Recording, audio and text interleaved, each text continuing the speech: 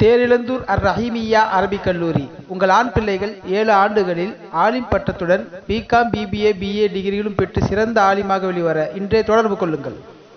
இப்போ நோன்பு யாருக்கு கடமை இல்லை என்பதில் மார்க்கம் சொல்லக்கூடிய நிபந்தனையில் முஸ்லிமானவர்கள் நோன்பு வைக்கிறாங்க, அவங்களுக்கு தான் நோன்பு கடமையாகுது. அதில் நாம் கவனம் கொள்ள வேண்டியது, கவனிக்க வேண்டிய விஷயங்கள், முதலில் அவர் பருவ வயதை அடைந்தவராக இருக்க வேண்டும். அது ஆணோ பெண்ணோ யாராக இருந்தாலும் பருவ வயதை அடைந்தவர்களின் மீது நோன்பு கடமை. அடுத்து இரண்டாவதாக அவர் தன்னுடைய ஊரில் வசிப்பவராக இருக்க வேண்டும். அதுக்காக வெளியூரில் போய் இருந்தால் நோன்பு இல்லைன்ற அர்த்தம் அல்ல. பயணத்தில் இருப்பவராக, பயணத்தின் சிரமம் இருப்பவராக இல்லாதிருக்க வேண்டும். பயணத்தில் உள்ளவராக இருக்கக்கூடாது. அடுத்து மூன்றாவது, நோன்பு வைக்க முடியாத அளவிலான நோயை கொண்டு பாதிக்கப்பட்டவராக இருக்கக்கூடாது. இது 3 தான்.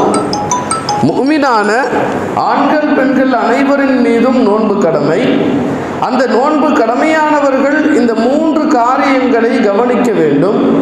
அவர் தன்னுடைய ஊரில் இருக்கணும், பருவ வயதை அடைந்திருக்க வேண்டும், நோயற்றவராக இருக்க வேண்டும். அப்போ இந்த 3 நிலைகளில் ஒருத்தர் பயணத்தில் இருக்கிறாரு, அதனால் அவர் நோன்பை வைத்தால் குற்றமாகுமானா? குற்றம் இல்லை. அதே போல ஒருத்தருக்கு லேசான நோய் இருக்கு, ஆனால் அந்த நோய் நோன்பின் காரணமாக எந்த விதமான அசௌகரியத்தையும் ஏற்படுத்தாது என்று இருக்கும்போது நோன்பு வைக்க கூடாதா அப்படின்னா இல்லை, நோன்பு தாராளமாக வைத்துக் கொள்ளலாம். அதே போல பருவமடையாத சிறுவர்கள் சிறுமியர்கள், அவங்க நோன்பு வைப்பதனுடைய சட்டம் என்ன? அவர்கள் நோன்பு வைப்பது குற்றமில்லை, நன்மைக்கான காரியம்தான். இன்னும் அவர்களின் மீது கடமையாகவில்லை என்ற போதும் அவர்கள் நோன்பின் அமைப்பை பழகுவதற்கும் அதனுடைய நன்மையில் பங்காளர்களாக ஆகுவதற்கும் நோன்பு வைப்பதை மார்க்கம் தடை செய்யவில்லை. அதே நேரத்தில் இந்த 3லும் சீராக இருக்கிறார்கள், இருந்தும் யாருக்கு நோன்பு கடமை இல்லைண்டா? மாதவிடாய் ஏற்படக்கூடிய பெண்ணுக்கும் பிள்ளை பேர் ஏற்படக்கூடிய பெண்ணுக்கும் அவங்க 2 பேருக்கும் நோன்பு கடமை இல்லை.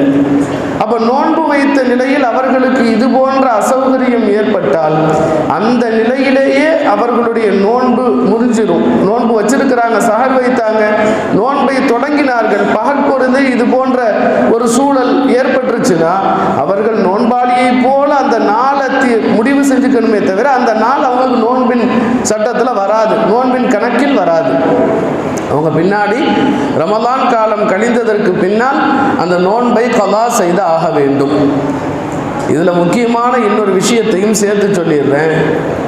மிக முக்கியமாக பெண்களிடத்தில் ஏற்படக்கூடிய பெரிய தவறு இது. பெண்களுக்கு தொழக்கூடாத காலங்களில் தொழுகை கலா கிடையாது, ஆனால் நோன்பு கலா இருக்கு.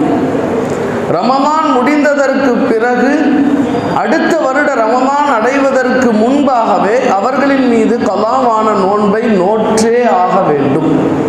நம்ம ரமலானில் மட்டும் நோன்பு வைத்து பழகி பிற காலங்களில் சுன்னத்தான நஃபிலான நோன்பு வைத்து பழகியவர்களாக இருந்தால், அதை உதாரணமாக வார வியாழக்கிழமை அல்லது திங்கட்கிழமை நோன்பு வைக்கிறோம், மாதத்தில் 3 ஐயாமுல் பீல் நாட்கள் நோன்பு வைக்கும் பழக்கம் இருக்குதுன்னா, நம்ம ரமலான் முடிந்த அடுத்து வரக்கூடிய காலத்தில் அந்த நஃபிலான நாட்களில் ஃபர்லான கலா நோன்பை நியத்து வச்சுக்கலாம்.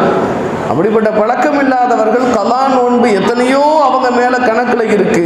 வருஷம் ரமலான்ல எங்களுக்கு கிடைக்கிற நாளில் மட்டும் நாங்கள் நோன்பு வைக்கிறோம் ஹஸ்ரத், அடுத்து திரும்ப நாங்கள் நோன்பு வைக்கக்கூடியவர்களாக இல்லை என்று சொல்வது நம்முடைய நோன்பின் கடமையை பாராமுகமாக விடுவதாக ஆகிறது. எனவே அந்த விஷயத்தில் பெண்கள் அதிக கவனம் செலுத்த வேண்டும். அல்லாஹ் தௌஃபீக் செய்வானாக.